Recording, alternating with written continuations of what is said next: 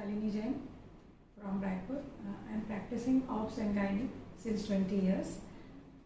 Today we are going to discuss about PCOD.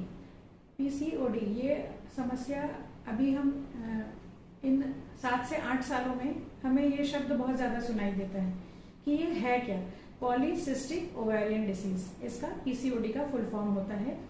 Actually यह एक metabolic disorder है और इसमें लाइफस्टाइल का बहुत ज़्यादा रोल है, क्योंकि अभी इन पिछले 10 वर्षों में और जो पिछला दशक गया है इसमें इतनी ज़्यादा लाइफस्टाइल लोगों की अनियमित हुई है और स्ट्रेस इतना ज़्यादा बढ़ा है और अननेसेसरी के everybody is in rat race. बच्चों के लिए 5 साल के बच्चे को भी उतना ही स्ट्रेस है और 60 साल के वृद्ध व्यक्ति को भी उतना ही स्ट्रेस है।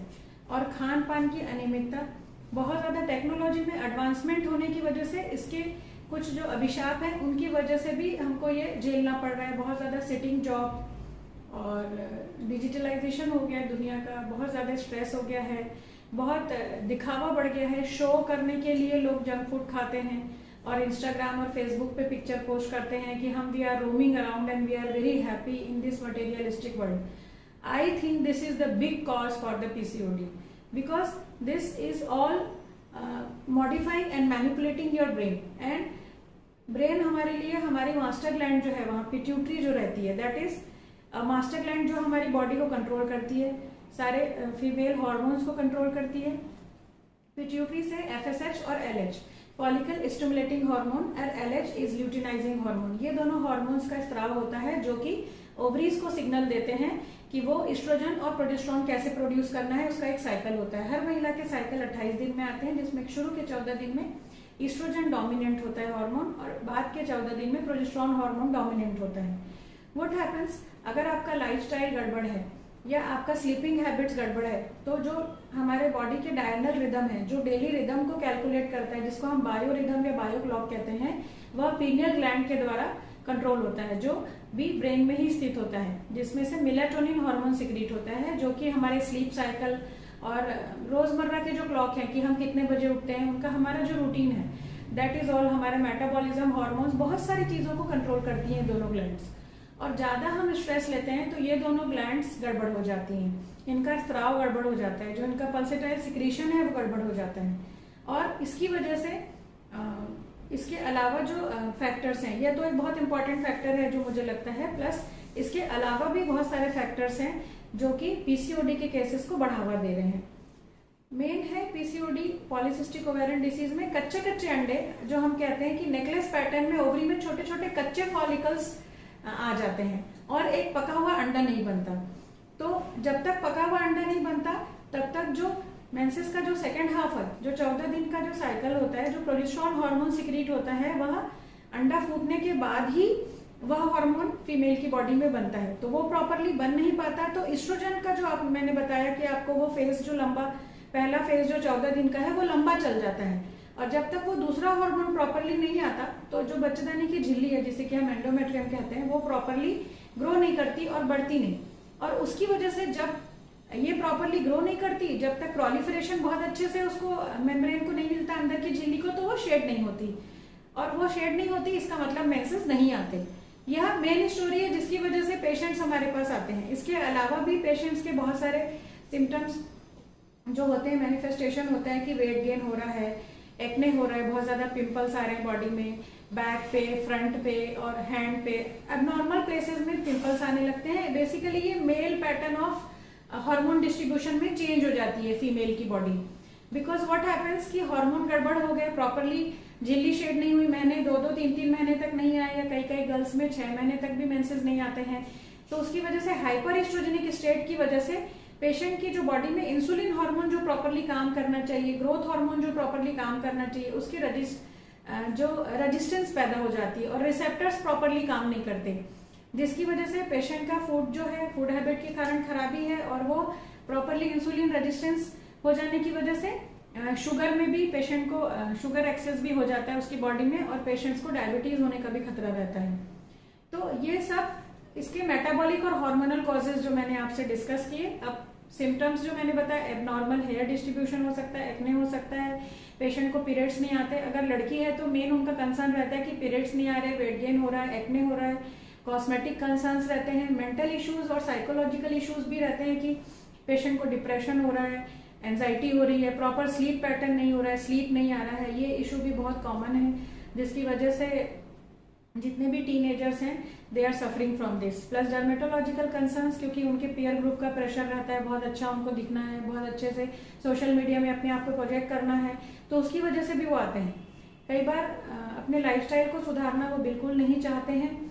बहुत काउंसलिंग के बाद भी बहुत कम लोग, और 10 में से पेरेंट्स की बात नहीं सुनते इस ग्रुप में, क्योंकि इनका जो अभी ये जो ग्रुप रहता है उसमें उनका मेंटल फेज ऐसा रहता है कि बहुत ज्यादा पेरेंट्स को वैल्यू नहीं करते, पीयर प्रेशर बहुत रहता है, फ्रेंड सर्कल को बहुत ज्यादा वैल्यू करते हैं, जिसकी वजह से वो इस विशियस सर्कल में और ज्यादा अंदर डैमेज होता है। उनके मेंटल इश्यूज बहुत बढ़ते हैं और हर्सुटिज्म आ जाता है, डिप्रेस हो जाते हैं कि मेरे को ये एक्ने ठीक नहीं हो रहा है, एबनॉर्मल बाल आ जा रहे हैं शरीर पे, तो मैं ऐसे गर्ल की तरह नहीं दिख रही हूँ, वेट गेन हो जा रहा है।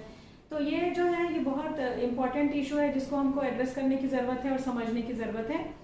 अब मान लीजिए लड़कियों की शादी हो गई, तो शादी के बाद क्या रिप्रोडक्टिव एज ग्रुप में क्या इशू आएगा? अंडा नहीं बन रहा है, जैसा मैंने आपसे डिस्कस किया, तो प्रेगनेंसी नहीं होगी, ओव्यूलेशन नहीं हो रहा है, that is the main cause. अब 35-40 के बाद मान लीजिए फैमिली कंप्लीट हो गई और अगर गर्ल या फीमेल को पीसीओडी है, तो मेटाबॉलिक इश्यूज, जैसे मैंने बताया कि सब हार्मोन्स गड़बड़ हो जाते हैं, तो मेटाबॉलिक इश्यूज आने लगते हैं, ब्लड प्रेशर आने लगेगा, डायबिटीज मैंने बताया वैसा होने लगेगा, डायबिटीज के इशू आने लगेंगे, इम्पेयर डायबिटीज, शुगर इंटॉलरेंस आने लगेगा। प्लस जितने भी एस्ट्रोजन हार्मोन एक्सेस होने के कारण जो जो इश्यूज हैं, जैसे फैट बढ़ रहा है, प्लस कैंसर के भी कुछ कैंसर के केसेस की रिस्क भी पीसीओडी के पेशेंट्स में, जैसे कि ब्रेस्ट कैंसर है या बच्चेदानी की झिल्ली का कैंसर है जिसको एंडोमेट्रियल कैंसर कहते हैं, वो आने लगता है। फाइब्रॉइड के केसेस जो हैं वो पीसीओडी के पेशेंट्स के लिए ज्यादा वो प्रोन रहते हैं। एंडोमेट्रियोसिस जो हार्मोनल इश्यूज की वजह से होता है, ये सारे भी केसेस हमको पीसीओडी के पेशेंट्स में ज्यादा देखने को मिलते हैं। तो हमको कुल मिला के समझना यह है कि जो भी हमको सिम्टम्स आ रहे हैं या जो भी हार्मोनल इश्यूज आ रहे हैं उसका कॉज क्या है, अपने डॉक्टर से काउंसलिंग लेना है। यह एक मल्टी डिसिप्लिनरी अप्रोच से ही इसको मैनेज किया जा सकता है। जैसे अगर मेंटल इश्यूज हैं तो साइकेट्रिक कंसल्टेशन लेने के लिए हेजिटेट नहीं करना है, अगर डर्मेटोलॉजिकल इश्यूज हैं तो वो उनको लेना है, अगर बच्चे हैं तो पीडियाट्रिशियंस को भी हम इसमें इन्वॉल्व करते हैं। अगर लड़कियां जो हैं कई बार उनका जो प्यूबर्टी रहता है, it is early onset puberty, in these type of cases pubertal onset भी जल्दी हो जा रहा है। जो हम नॉर्मली जो पहले मेनार्की हमको 13-14 साल में मिलता था, आजकल हमको 9-8 ईयर्स में भी मिलने लग जा रहा है।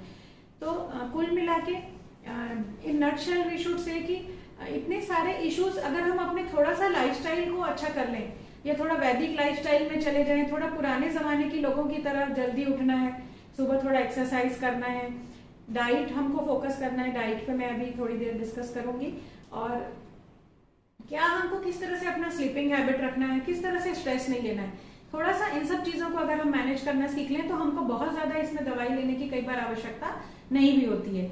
डाइट में प्रीडोमिनेटली जो प्लेटर होना चाहिए, जो प्लेट आपका है उसमें हमको वन हाफ जो है वो वेजिटेबल्स होने चाहिए। 1/2 में आप थोड़ा कच्चा सैलेड 1/4 ले लीजिए, 1/4 आप पके हुए बॉइल्ड वेजिटेबल्स वगैरह ले लें।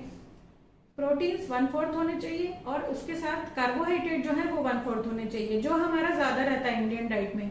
बेसिकली कार्बोहाइड्रेट को कट डाउन करने से क्या होगा, जो मैंने बताया आपको कि इंसुलिन रेजिस्टेंस वाला इशू, तो वो उस पर इंसुलिन पे लोड नहीं पड़ेगा और फिर फैट सेल से कार्बोहाइड्रेट बनने लगता है। तो वेट लॉस अगर गर्ल करती है, वेट लॉस करने से बहुत ज्यादा एडवांटेज मिलता है। मान लीजिए 60 kg वेट है, तो अगर वो 6 kg वेट लॉस भी करती है तो 10% वेट लॉस से ही पेशेंट का ओव्यूलेशन इंड्यूस हो जाता है, क्योंकि उसमें फैट कम होने लगता है। तो हॉर्मोन्स जो बैक सिग्नल जाता है ब्रेन में वो बहुत अच्छा होता है कि निगेटिव फीडबैक होने लगता है। तो ब्रेन में पिट्यूटरी से जो प्रॉपर हार्मोन का जो पल्सेटाइल फैशन है रिलीज होने का और जो प्रॉपर रेगुलरेट होने का जो मेंस्ट्रुअल साइकिल, जो फीमेल की बॉडी में जो हार्मोनल अपसेट है वो रिदम में आने लगता है, and that is the main cause की लाइफस्टाइल मॉडिफिकेशन से पेशेंट को बहुत एडवांटेज मिलता है।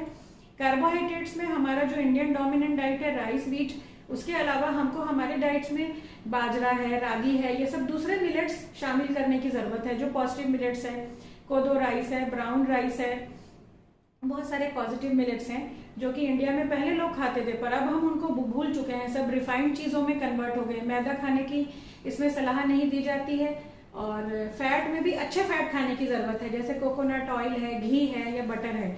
इन सब चीज़ों का हम यूज़ कर सकते हैं।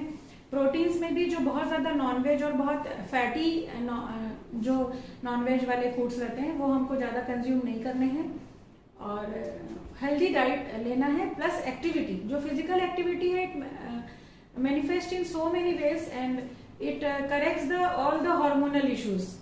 So the health in PCOD is in our hand, and in brief we can discuss this, and for details we should meet our gynecologist. We should not go over Google, and we should not do unnecessary हमको खुद अपना digital doctor नहीं बनना है और चीज़ों को, क्योंकि because every case is different, so we should be educated about it, we should be aware about it that we are not specialist about that and we should not hesitate to go that. And हमारा जो खुद के लिए attitude होता है कि हम doctor के पास क्यों जाएं, या हम why we should spend so much, और why we should get investigated, because this is not so. And my if you won't change any life style, doctor, even doctor can not help you.